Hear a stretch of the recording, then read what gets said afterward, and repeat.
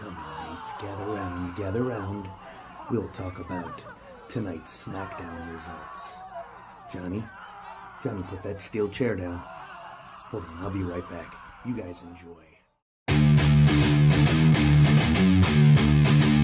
Audio Jungle.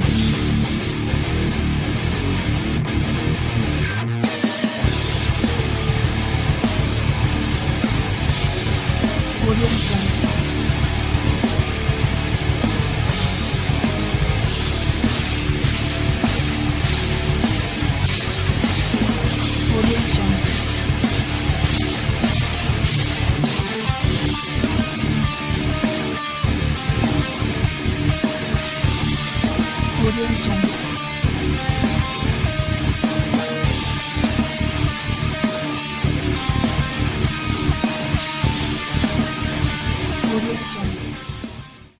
What's going on, YouTube? Welcome to the CRISS Asylum. Gather round, and we will discuss tonight's WWE Smackdown results. This was the final show for Smackdown on Thursday night. Starting next week on Tuesday, we will be doing Smackdown Live. So next week's Smackdown is actually going to be the draft for the brand split. Really excited for that. I can't wait. So I want to see how close my draft was to what WWE's is going to end up being. Now, I know I had Shane on Raw and Stephanie on SmackDown. Now, what's going to happen with that is I'm going to reverse everything that I had said for Raw and SmackDown. So everybody who I said that's going on Raw will be going over to the SmackDown draft. You know, that's how I'm going to look at it as. So we'll see how close I follow along with theirs. Now, tonight's SmackDown, we opened up with Dana Brooke versus Sasha Banks. This is fight number 2. Still preparing for the Sasha Banks and Charlotte match, I think is at Battleground.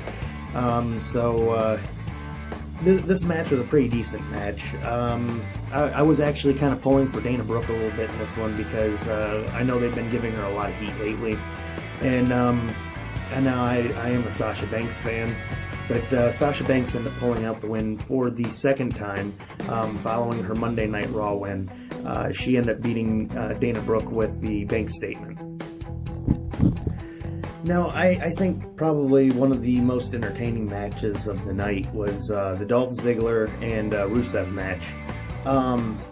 I was pulling for Ziggler the whole time.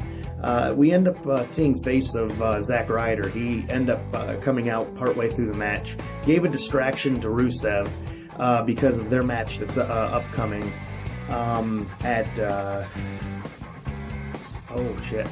Battleground. My bad. But he come out and gave the distraction, standing out on the side of the ring, and Dolph Ziggler ended up beating Rusev for the second match of the night. Now, this third match that we ended up having was Enzo and Cass versus Anderson and Styles from the club. And this match was okay. The club ended up dominating and ended up beating Enzo and Cass with a submission hold. Now, we had our fourth match, and as John Cena would say, Listo! He ended up beating Tyler Breeze. So it was a good match though. Tyler Breeze held his own for a decent amount of time.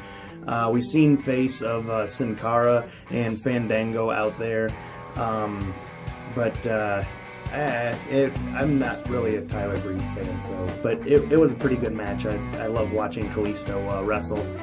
Same with Rey Mysterio, Sin Cara, even Alberto Del Rio. I love watching the Luchadors wrestle. They put on one hell of a show with their aerial attacks and stuff. Now we end up having a replay segment from on Monday night of the Wyatts and the New Day at the Compound.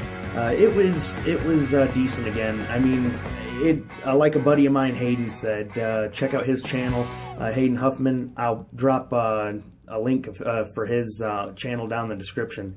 But like he said, it's a ripoff from TNA couple weeks ago, I think is what he said. But I did see that. It's a ripoff.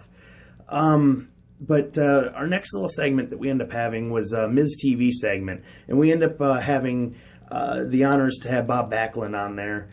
We end up getting Darren Young also, because the fact of is he's trying to make Darren Young great again. But Darren Young to me was never great in the first place. But hell. The Miz got really disrespectful to Bob Backlund, and Darren Young stepped in between them and had some shit to say, and actually got the Miz to back off and jump out of the ring. I was actually hoping for the Miz to wipe the mat with him, but it didn't happen. I was actually hoping to see Bob Backlund step in and actually do something other than cower behind his chair in the corner like a little bitch. But hey, shit is what it is. Backlund's old as hell, so probably can't handle the bumps anymore.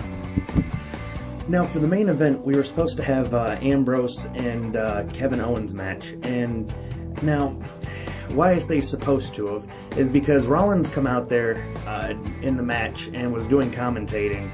And Ambrose ended up getting jumped by Rollins. And the match ended up getting DQ'd for interference. Now, it did get turned into a tag team match, but that is after the fact that Sami Zayn come out and started beating the crap out of Owens. So they end up turning it into a tag team match of Ambrose and Zayn versus Kevin Owens and Rollins. But it was a really it had me on the edge of my seat the whole way through.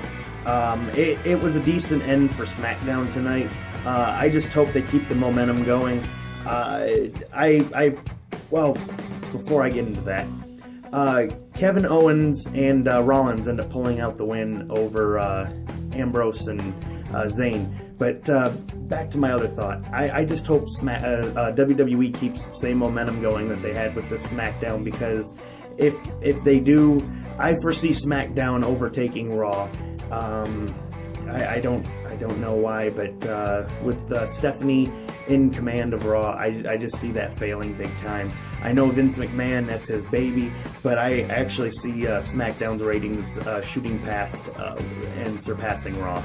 So, but you guys check back later. I'm thinking about doing an album autopsy either later tonight or if not tomorrow. I already have an album on mine that I'm doing. That will be a surprise though, so check back later for that. I will be coming back at you with another results video from Monday Night Raw. I will be letting you guys know when who Shane McMahon ends up picking for his GM for SmackDown, because he announces that on Monday night. I think Stephanie might announce hers on Tuesday, but she has to have one done by Tuesday, or if not, Vince McMahon will appoint one for her himself on Tuesday during the draft. So you guys stay, peace out. Love you guys, and stay heavy, my friends.